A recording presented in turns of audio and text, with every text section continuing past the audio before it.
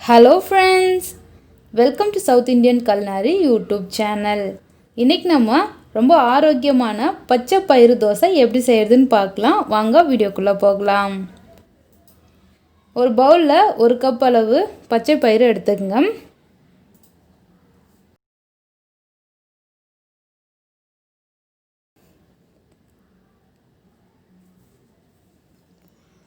இதோட நம்ம 1/4 கப் அளவு பச்சரிசி எடுத்துக்கலாம்.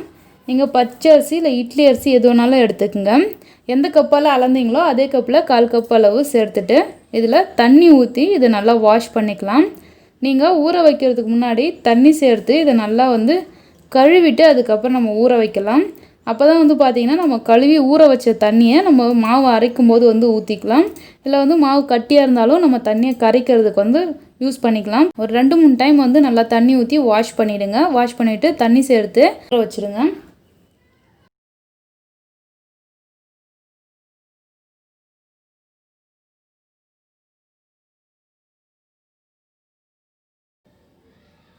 பாருங்கள், நல்லா ஊறிடுச்சு. இதை நீங்கள் நைட்டு ஊற வச்சிட்டிங்கன்னா காலைல நம்ம அரைச்சி தோசை சுடலாம். இது புளிக்க வைக்கலாம் அவசியம் கிடையாது. நம்ம இன்ஸ்டண்ட்டாக ரெடிமேடாக அப்படியே செஞ்சிடலாம். இப்போ பாருங்கள், இதை ஒரு மிக்ஸி ஜாருக்கு மாற்றிக்கலாம். நீங்கள் இதை கிரைண்டரில் சேர்த்து அரைச்சாலும் அரைக்கலாம். நம்ம மிக்சிலே 2 டைம் போட்டு அரைச்சிங்கன்னா நல்லா சாஃப்டாக அரைச்சிடும். இப்போ இதோட நம்ம 3 பச்சை மிளகாய், ஒரு பெரிய துண்டு இஞ்சி பொடியை கட் பண்ணி வச்சுருக்கேன், இதை சேர்த்துக்கலாம். இதோடவே 1 டீஸ்பூன் ஜீரகம் சேர்த்துக்கலாம்.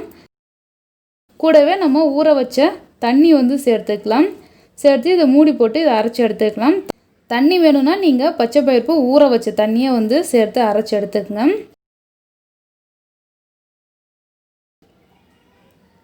பாருங்கள், மாவு நல்லா அரைச்சாச்சு. லைட்டாக கொரகொரன்னு இருக்க மாதிரி அரைச்சிங்க. ரொம்ப கொரகொரன்னு இருக்கக்கூடாது. அதே மாதிரி ரொம்ப சாஃப்டாகவும் இருக்கக்கூடாது. ஸோ அதனால் லைட்டாக கொரகொரன்னு இருக்க மாதிரி நம்ம இட்லி தோசை மாவுலாம் எப்படி அரைப்போமோ அது மாதிரி அரைச்சிக்கங்க.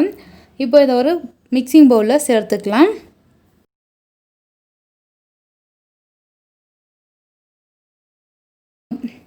எல்லா பாசிப்பருப்பும் அரைச்சிட்டேன். பாருங்கள், ரொம்பவே சூப்பராக அரைச்சி எடுத்தாச்சு. இது இப்போ ரொம்ப நல்லா கட்டியாக திக்காக இருக்குது. ஸோ இது தோசை பதத்துக்கு வரணுன்னா நம்ம கொஞ்சம் தண்ணி சேர்த்துக்கலாம். நீங்கள் ஊற வச்ச தண்ணியை இதோட சேர்த்துக்குங்க. தண்ணி உங்களுக்கு எந்த அளவுக்கு தேவையோ அந்த அளவுக்கு சேர்த்துங்க. தோசை சுட பதத்துக்கு தண்ணி சேர்த்து இதை நல்லா கரைச்சிக்கலாம். பாருங்கள், நல்லா கரைச்சாச்சு. இப்போ இதோட நம்ம உப்பு சேர்த்துக்கலாம். உப்பு சேர்த்துட்டு இது நல்லா மிக்ஸ் பண்ணிவிட்டு நம்ம தோசை சுட்டுடலாம். அவ்வளோதான், மாவு ரெடி. இதை புளிக்க வைக்கணும்னு அவசியம் இல்லை. இதை புளிக்க வச்சியும் செய்யலாம், நம்ம இன்ஸ்டண்ட்டாகவும் செய்யலாம். இப்போ நான் இன்ஸ்டண்ட்டாக அப்படியே தோசை சுட்டுடுறேன். தோசைக்கல் நல்லா ஹீட்டாக இருக்குது. இப்போ இதில் மாவு சேர்த்து நம்ம தோசை சுட்டுடலாம். இது பார்த்திங்கன்னா நம்ம கொஞ்சம் திக்காகவும் தோசை சுடலாம், நல்லாயிருக்கும். இல்லைன்னா நம்ம ரோஸ்ட் மாதிரி நம்ம தின்னாகவும் தோசை சுடலாம். எப்படி செஞ்சாலுமே ரொம்ப சூப்பராக இருக்கும். தோசை ஊற்றிட்டு லைட்டாக எண்ணெய் சேர்த்துங்க. எண்ணெய் சேர்த்துட்டு நல்லா ஒரு சைடு வெந்ததும் இதை திருப்பி போட்டுடலாம்.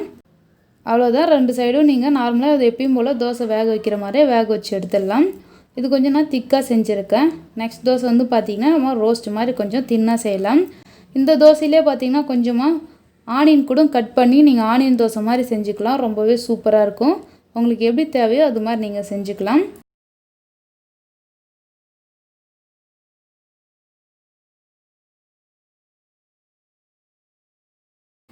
இப்போ நம்ம கொஞ்சம் தண்ணி விட்டு இன்னும் கொஞ்சம் தண்ணியாக கரைச்சிருக்கேன். இதில் நம்ம ரோஸ்ட் மாதிரி செஞ்சுக்கலாம்.